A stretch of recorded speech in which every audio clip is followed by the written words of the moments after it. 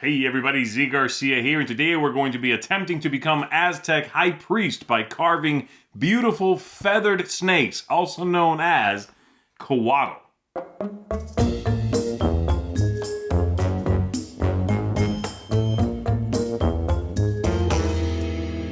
In this game, you are trying to score the most victory points possible by gathering the pieces you need, heads and tails, and the body segments of these feathered snakes, and then building them up using cards, prophecy cards, to attach to those Coatl and score the most victory points you can that way. Let's go ahead and take a look at how it works. It's a fairly straightforward concept. We'll come on back after that. I'll see you up here for some final thoughts. Alright, here we're going to be taking a look at a game for 2 players. I'll be playing yellow over here, and so you've got a board that holds 8 pieces. The other players got theirs. You have a hand of 3 of these prophecy cards, and as well as 1 temple card. Besides that, you've got 3 special tokens. I have the star player token. We've got a pool face-up of 6 more of these prophecy cards, and 2 of the temple cards. We've also seeded the center board here with some starting pieces from these bags. The bags have body pieces. They go around the outside and they make groups of 2. We've got the tails, and there's 2 of them in the center here, and the heads, and there's also 2 of them. This will be replenished throughout the game. So, what are you attempting to do in the game? Well, you are attempting to get the most victory points, and you're going to do that by building up your Coatl and adding these prophecy cards to them in order to score. You'll want to score, of course, the highest possible amount. So, on your turn, you are going to do one of 3 things. I can, on my turn, take pieces.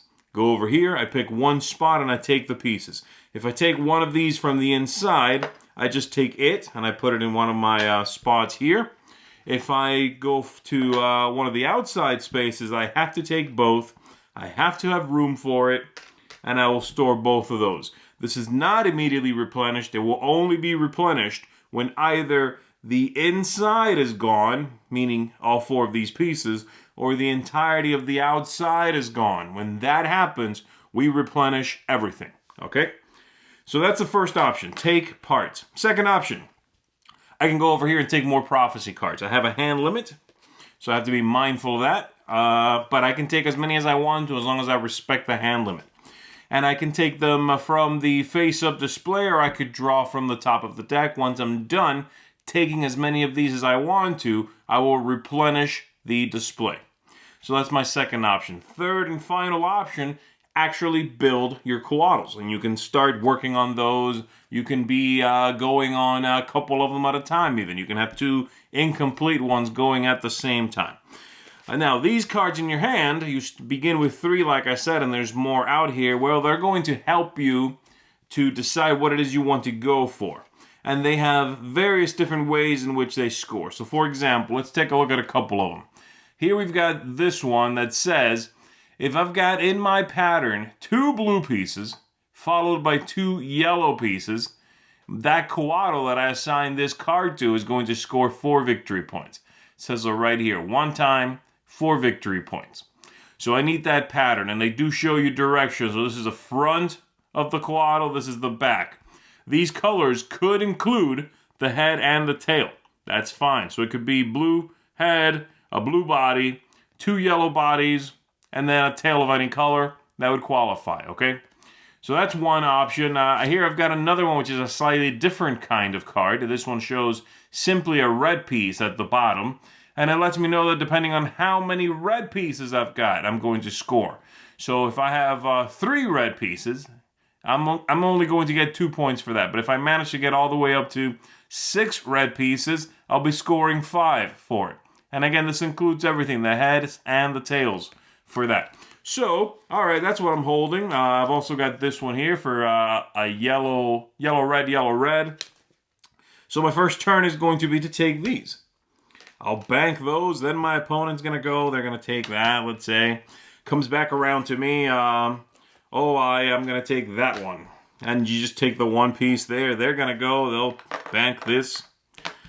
Back to me. What am I going to do here? I want to take this one. All right.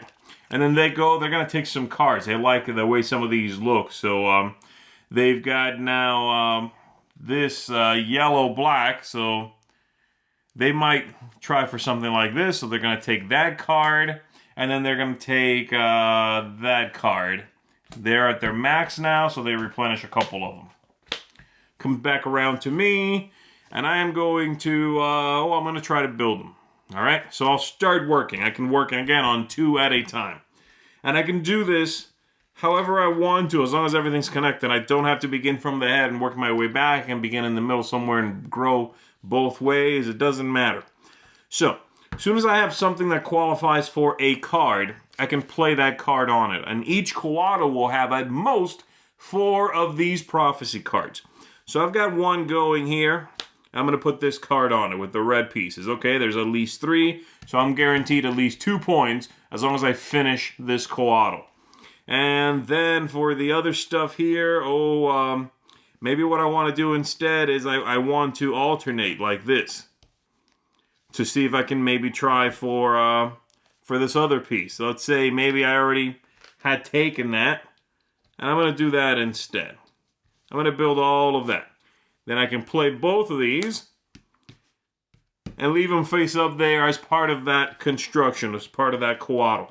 I'm done. It's my opponent's turn. They take this. I take that. Oh, the center's empty, so we replenish, okay? And this continues back and forth until someone finishes one.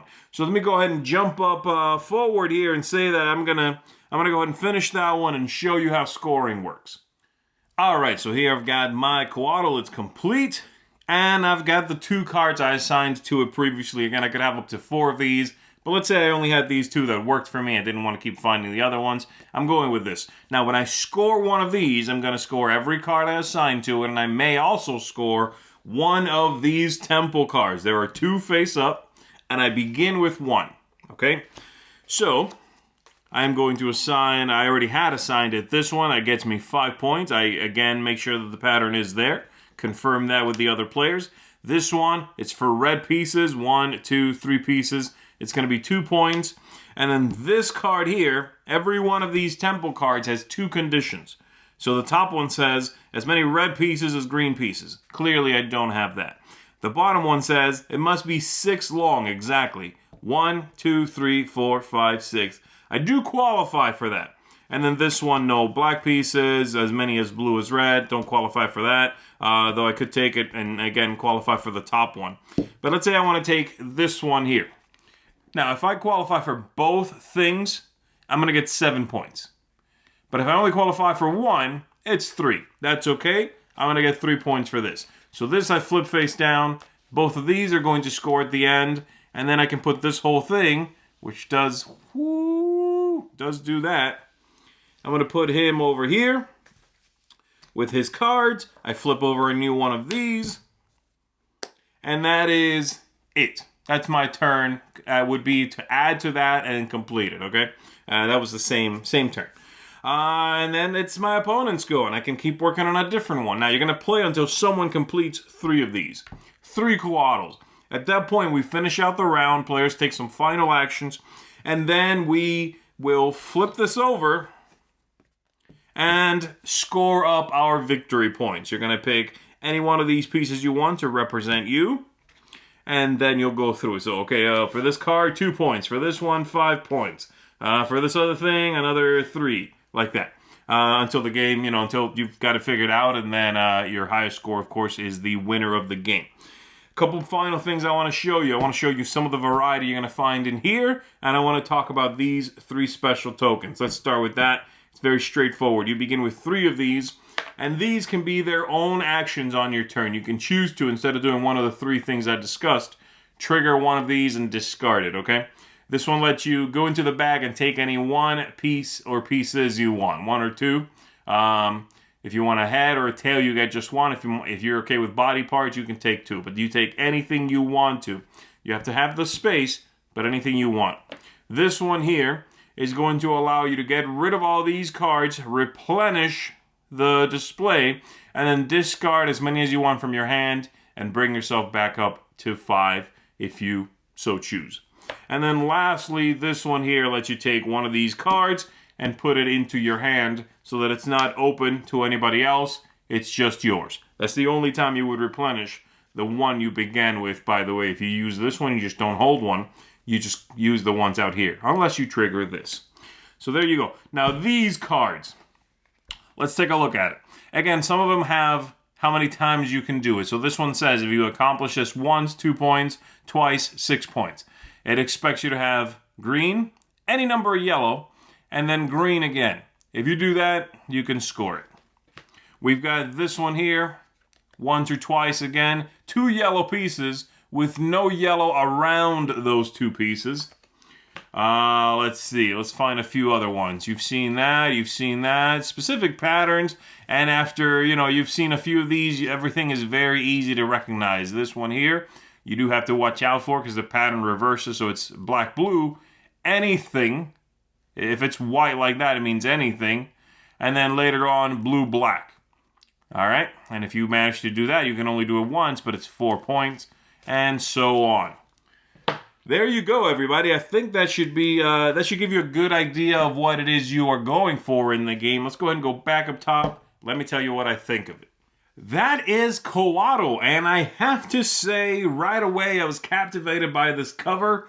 I like the aesthetics of this game very much, but the gameplay really resonated with me. It is the kind of game, much like things like Azul and Reef lately, that managed to be, yes, largely abstracted activities, but with beautiful components and very engaging and easy to fit in playtime.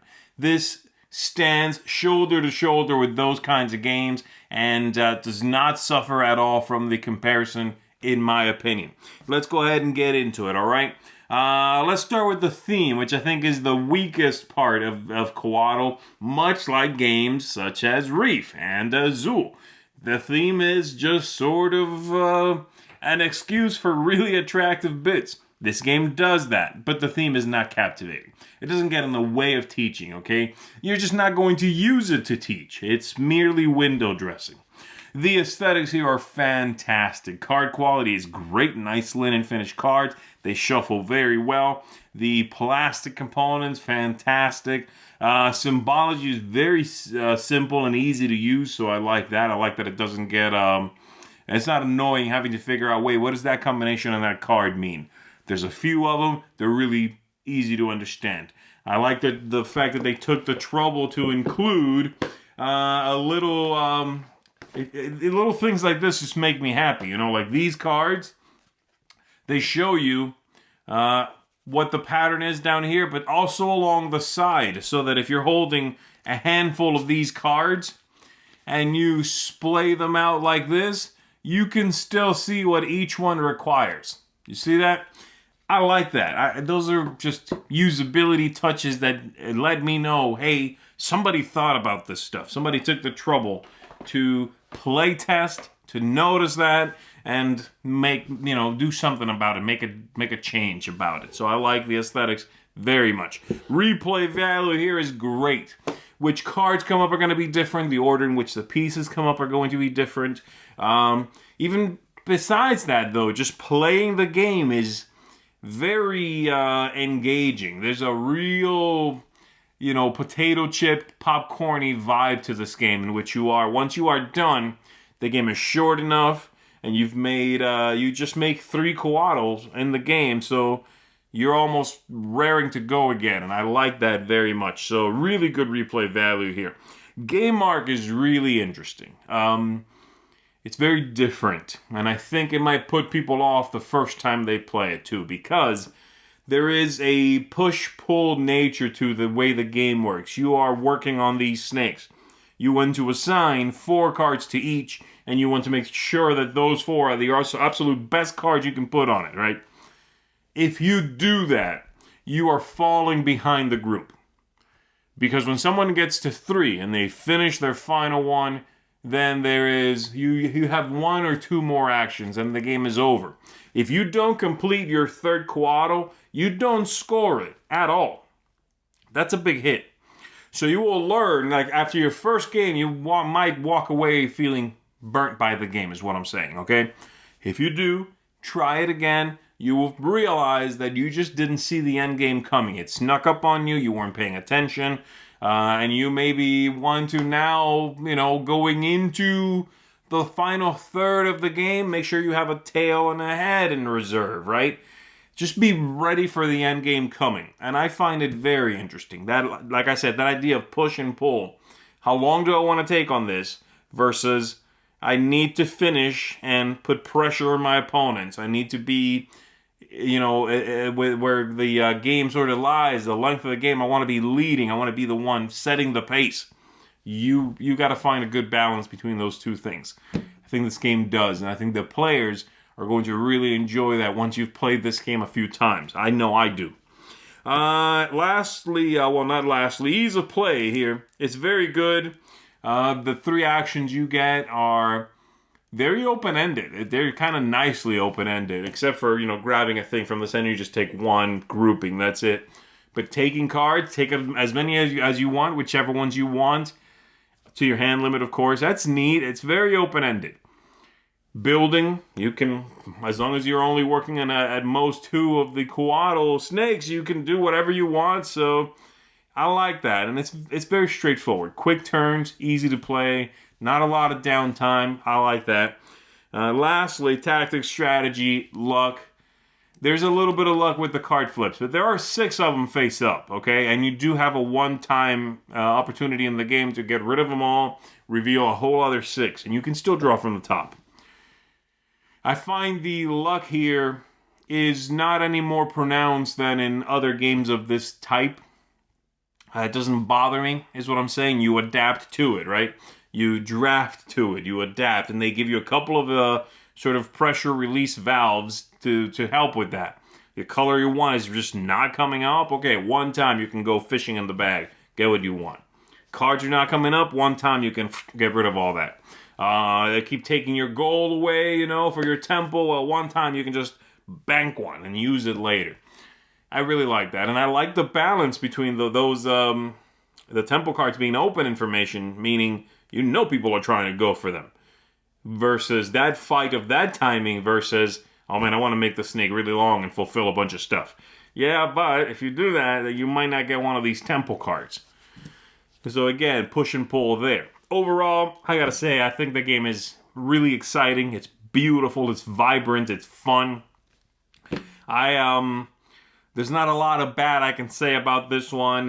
The game I wish had a little player aid maybe, and I could see people, again, walking away feeling a little bit underwhelmed because you only, over the entire game, do only build 3 of the snakes, the main activity.